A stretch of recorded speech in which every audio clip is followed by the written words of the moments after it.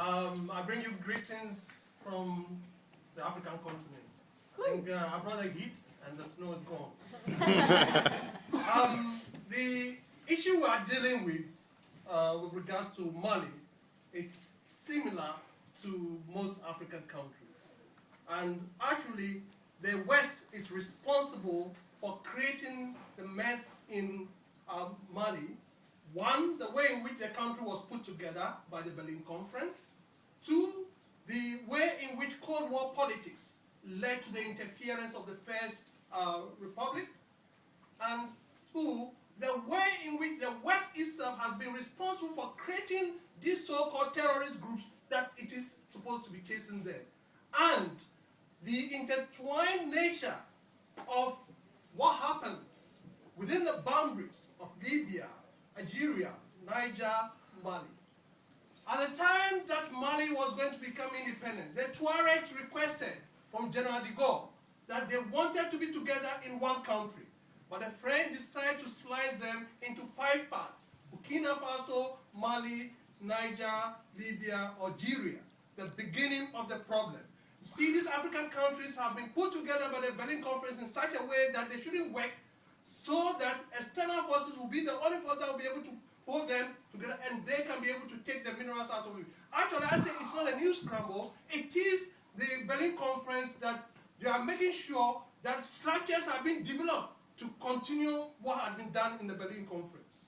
You see, even when they have a country where people speak the same language and there's a dominant religion like Somalia, they will again know how to slice it. They'll decide that Italians, French, and British should slice it, so there will be a proxy war again. So the way Africa has been put together is a situation of a proxy war. And that is why some time ago in SOAS here, as part of the Stop the War Coalition's campaign, we had a campaign against proxy wars in Africa.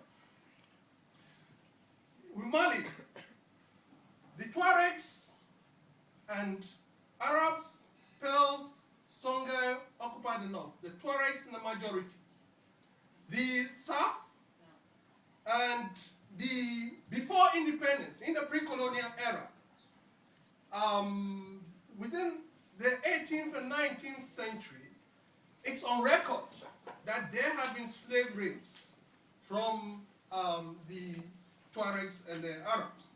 So at the time of independence, there was a bit of suspicion between North and South. When you have that kind of situation, you don't put people together. When you put people together, it means that that suspicion is going to continue. And the way in which the Tuaregs faced the French, fought them before they put them together with the Southerners. Instead of putting Tuaregs, having their country in the center of the Sahel and Sahara as they requested that they wanted to be together.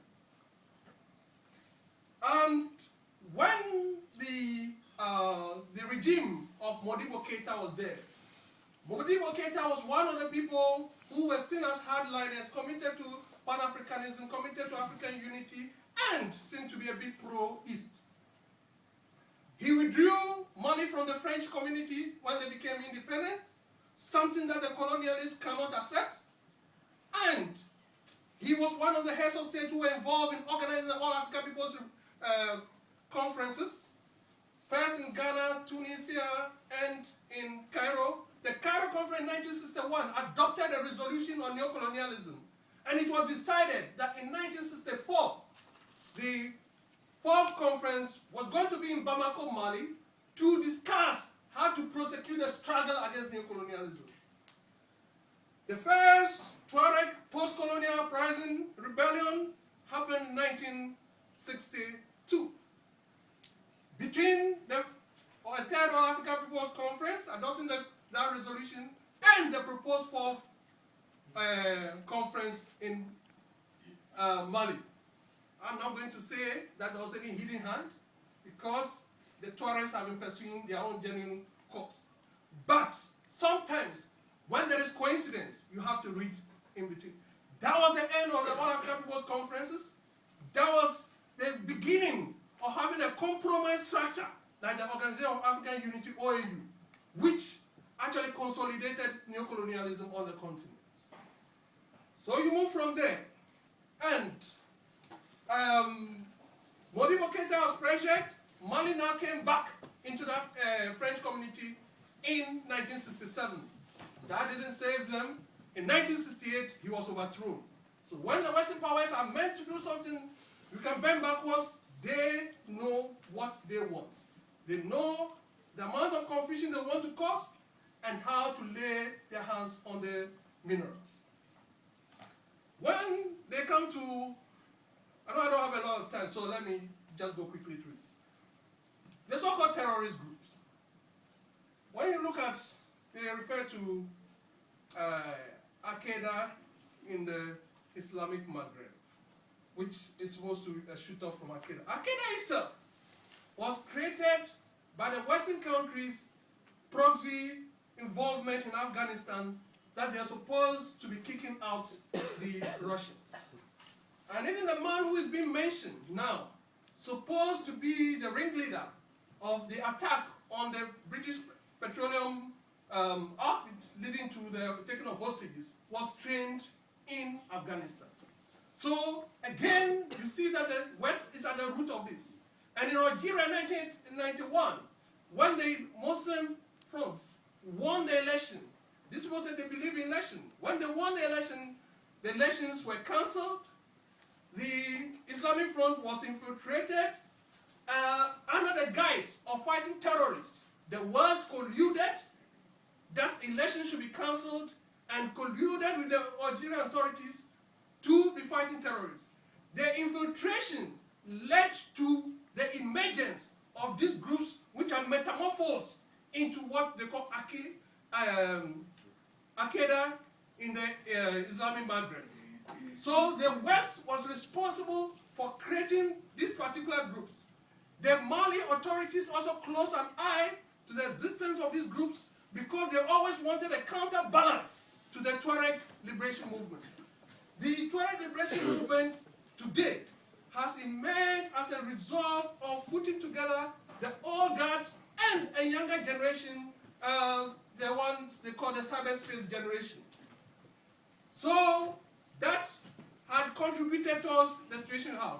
Back to the idea about supporting of the West has been involved in particular programs of partnership and initiative. 11 countries have put a lot of money into it, cooperating with the Malian authorities.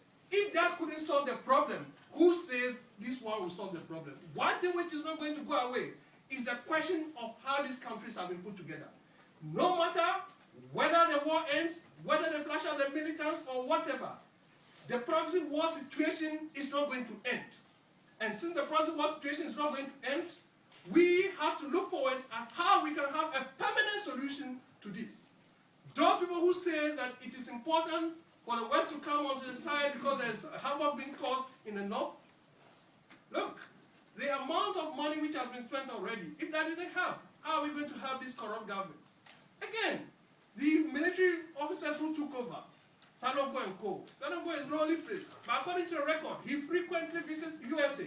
He's also USA trained. And so clearly, you have the West behind all this. And you see, anytime that there's a problem, the Tuareg uprising in Mali, there's also an uprising in Niger. Already they are foreseeing that there may be an uprising in Niger. Troops are being sent to Niger.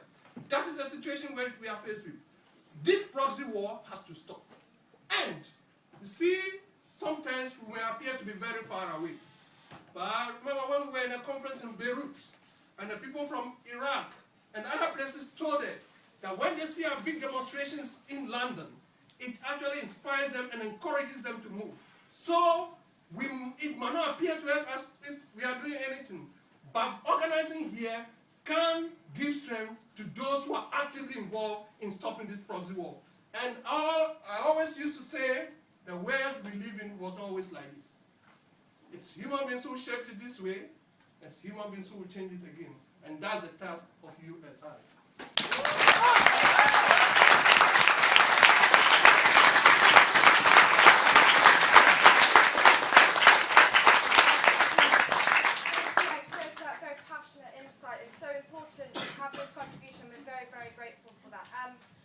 Next speaker is Alessandra Giuffrida. She is an anthropologist focusing on structural aspects and social mobility with emphasis on the Mali and Tuareg. and collaborates with Al Jazeera English as an expert in Mali. Alessandra. Yes, hi.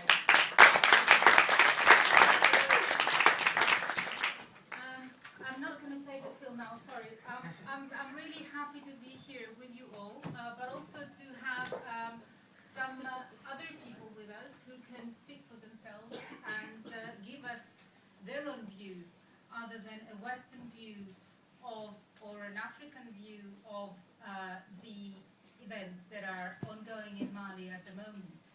I think this is crucial because I sense that there is a real issue in distinguishing between facts, what is actually happening on the ground, which so few of us can really know about because we're not there, and relying on media discourses or political discourses about terror and terrorism and the war on terror to understand and unpack the problem that is affecting lives of people on the ground, okay? On both sides of the spectrum.